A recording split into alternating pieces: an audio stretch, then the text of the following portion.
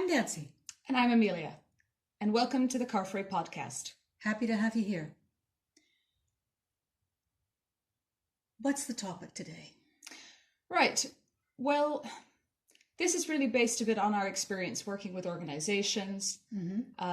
Who's ever been to an event? You're at a networking event. You all have to introduce each other. Remember back in the days when we were able to exchange business cards? Yeah. Like, Oh, yeah. touching each other and Yeah. shaking hands or Right. kissing each other's cheeks.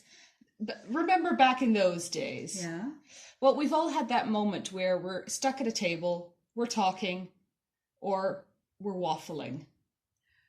A lot of waffle sometimes, a lot of buzzwords, a lot of jargon, and hearing so much that I no longer know who does what. Yes. And that really brings us to the topic. What we're going to do, hopefully during a series that will be starting from today, is looking at how your communication can be more effective, more efficient, clearer. Fortunately, there is help. There are tips, there are techniques that we can use to make sure that our communication is the best it can be. What's the starting point? An excellent question, and one that is often neglected. And that's what this episode is going to be about. We're going to be talking about USP.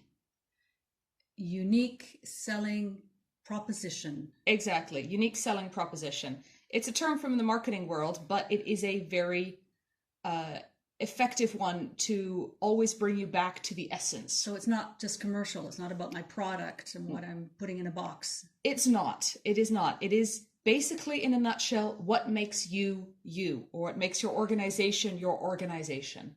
What makes me special? What makes me different? Exactly. Hence the word unique in the unique selling proposition. Yes. Okay, yeah. Okay. And in a sense, I am selling my organization. I might not be selling a product, but I want to sell our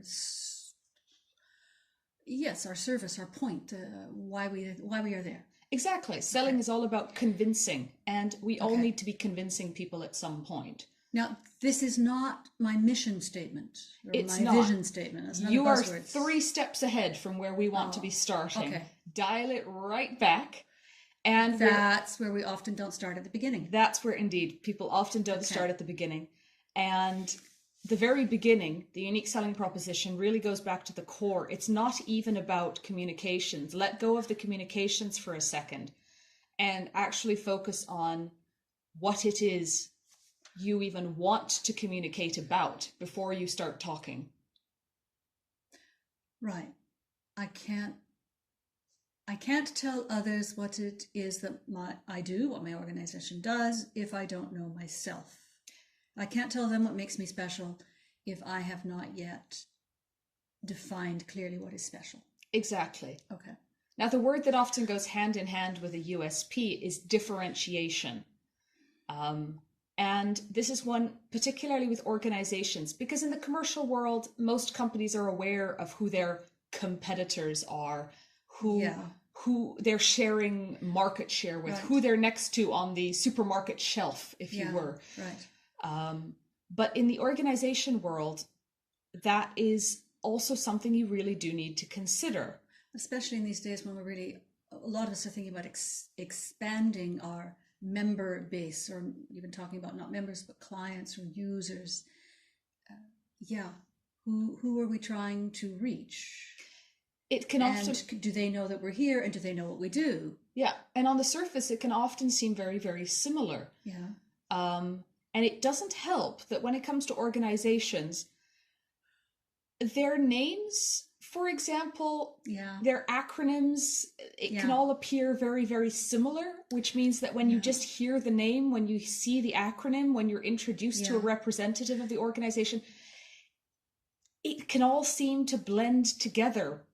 There is a trend the last decade, shall I say, of more and more organizations dropping their sometimes long and cumbersome names, but dropping their names and going for an acronym, which is, frankly, totally meaningless. And that does make it more difficult. Once you know what it is, it's fine. But even when they're not using acronyms, a lot of associations, they'll use fairly descriptive terms Off the top of my head, an example, these aren't real, for the record. I'm not naming and shaming a real organization here, but imagine you have the Society of International Salespeople, and halfway around the world you have the Association of International Sales. All right, now I'm in the field. I know there's a difference. There's a difference between a society of people and an association of something. But do the potential members. Yes, that's true. Do the potential members. If I'm working in sales, am I going to know which one is, who's offering me what, and why are there two of them? Exactly. Yeah. And off of the names alone, you're not being differentiated. Even though potentially the services that are being offered to members, the work that the organization does could be really, really different and therefore absolutely unique. If you haven't really thought about it, and if you haven't looked at what the other organization that has a similar sounding name does, you don't know how to position yourself separately. Often we don't even know who else is out there. There is a big thing. I mean, there's a plethora of organizations, and I'm thinking even just international. If you go national, there's even more, and many of them appear to be, if not actually are, doing pretty much the same thing, even with the same strategies. Yeah. But we don't know that the others are there, therefore we start up and set up our own little thing. Maybe in a decade we'll find out, oh, they're there, we'll work together. Or not.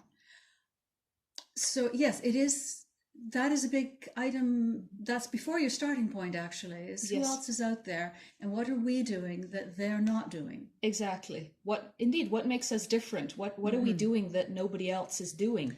And if you don't know that, how are you going to communicate about that? Right. Then you'll just sound the same as everybody else.